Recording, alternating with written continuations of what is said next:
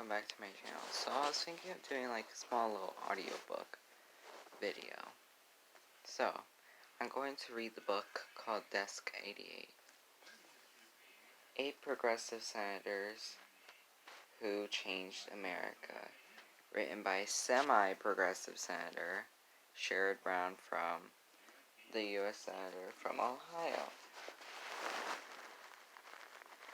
Mostly known for yelling at that Republican senator for the tax cut bill that he voted against. So, I'm going to read the prologue, I don't know how to pronounce it. I'm going to read the whole thing. Comment down below if you want me to read more.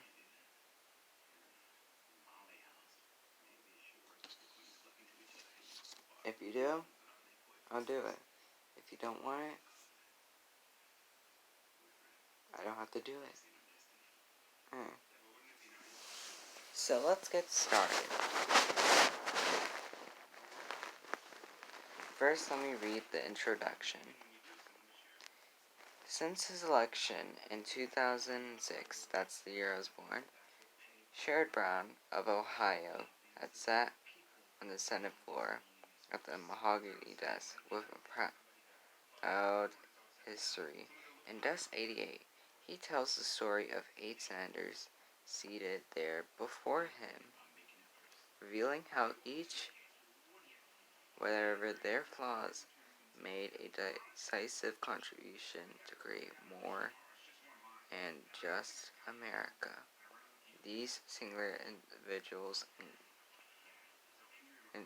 individuals include Alabama's Hugo Black, who helped lift millions of American workers out of poverty, and Robert F. Kennedy of New York,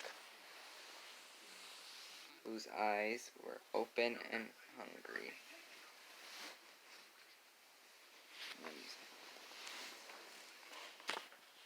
Did I get that right? Whose eyes were opened by a hungry Mississippi child, and who then spent the rest of his life afflicting the comfortable.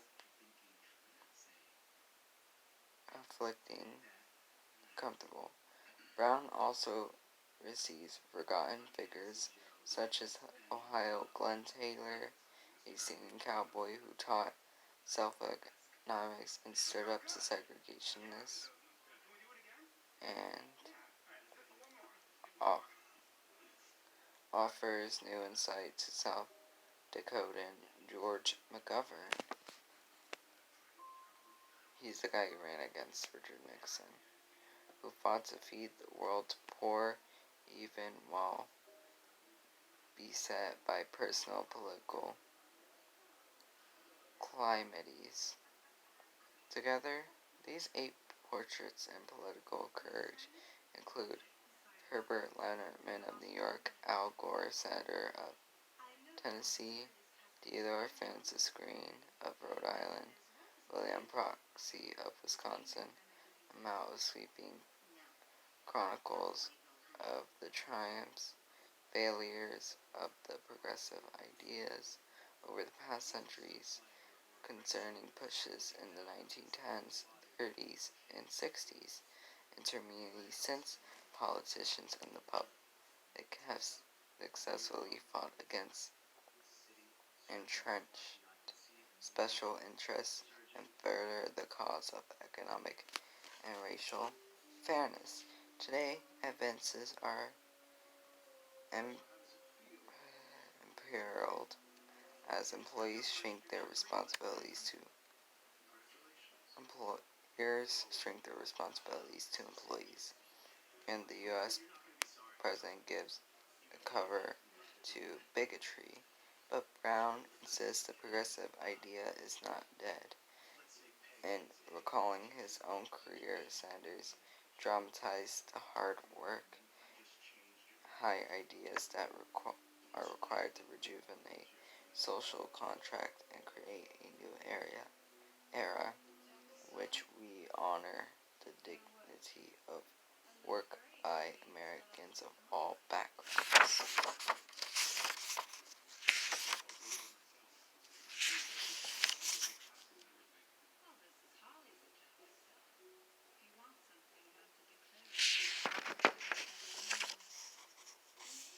Table of Contents.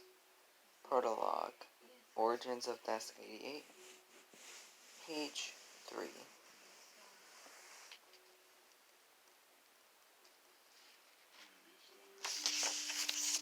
Let me check how many pages are in it. 1, 2, 3, 4, 5, 6, 7, 8, 9, 10, 11, 12. 12 pages. I'm going to split this by 2 parts, but first I'll finish 6 of these pages. Finally, it was the freshman turn.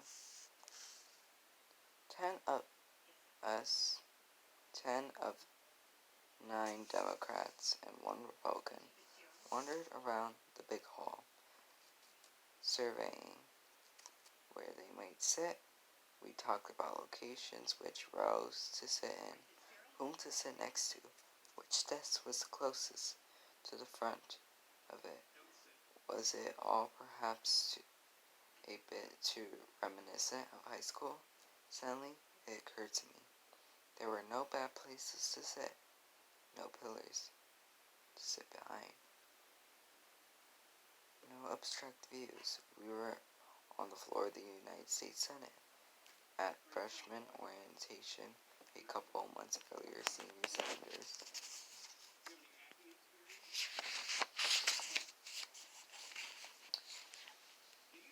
had shared some stories and traditions of the Senate.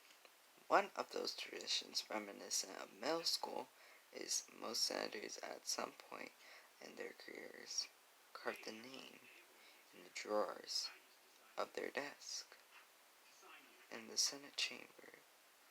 So, a bit sheepishly were these carvings in history in mind. I pulled out a drawer after drawer and desk after desk, pushing aside clutter of stationery, legislation, printouts, and committee reports to read the names that were carved on the inside bottom of the drawer. At the 4th desk I approached. Something felt different. I knew almost every name carved in the drawer. I read through the names of Desk 88. Black of Alabama, Gore of Tennessee, Letterman of New York, McGovern of South Dakota. I broke off, curious, between McGovern, Ribicoff of Connecticut. The desk drawer had only one word. No. Kennedy. No state, no first name. Called out to Edward Kennedy and asked him to look at the desk. Ted, which brother's desk was this? He looked down at desk 88. Must be Bobby's, he said. I have Jack's. I had found my Senate home, my chief of staff, J. Hembach, informed the clerk of the Senate that desk 88 was one I wanted. What drew me? The names at desk 88. The idea that connected them to progressivism, a politically ethnic that had driven not only my votes in Congress. I joined the House of Representatives in 1993 and reached the Senate in 2007. But also my decision to run for office in the first place. For the past century, progressives had stood for labor rights, civil rights. Stronger in the past century, progressives have stood for labor rights, and stronger address antitrust laws, women's rights, higher minimum wage, health, safety regulations, state gratitude, income tax, child labor protections, all workers' compensation. Most recently, progressives have fought for abortion rights, universal health care, strong environmental laws to combat climate change, equal rights for gays, trans Americans, gun safety laws, consumer protections, and a ban on political contributions from all corporations. Progressives of all generations are certainly those who sat at the desk. 88.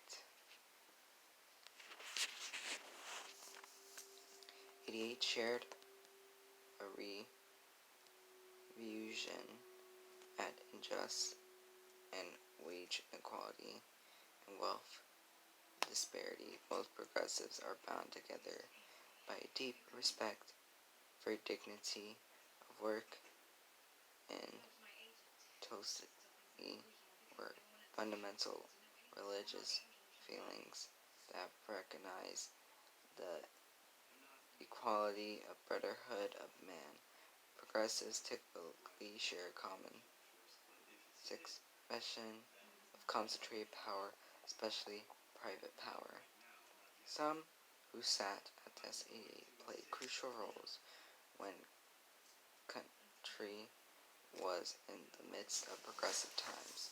Others at great risk of their political careers espoused progressive principles in more difficult eras when the country was particularly conservative, sometimes dark, angry mood. Often the great achievements of the occupations. Okay, I'm going to split this to 3 parts. Up desk 88 took place somewhere else, oriented of hearing rooms of Senator Russ's office and in halls, church basements, at veterans lodges, or in school auditoriums. But sometimes, and there are examples in this book at the desk itself.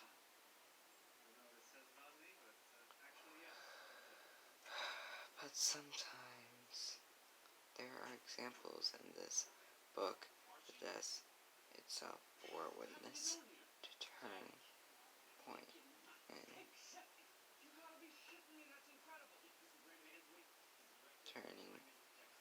progressive history. The greatness of these senators, most evident ways they spoke out and fought against special interests that they always had to do. Much influence in our government, like most legislators throughout the U.S. history, the senators of Desk 88, disproportionately white males. Senate history believes no woman has yet to call Desk 88 hers. Even at this book celebrates men who articulate the achievements of progressive goals. If its final chapter will acknowledge the work is still to be done, highlighting a new generation of progressives working for equality and opportunity. Progressive movements arose the public as they fight the abuse of power by oil companies, Wall Street, tobacco industry, huge pharmaceutical firms. Their challenge dominance of the big banks, big oil, gun manufacturers, attack entrenched racism, sexism, and to reform a broken system under powerful interest groups. Almost always they have in the halls of Congress and in state legislators across the country. They will speak out against William Jennings Bryan, predatory wealth.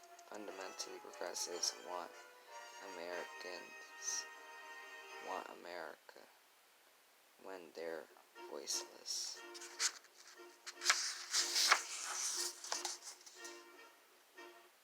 Are heard in the government.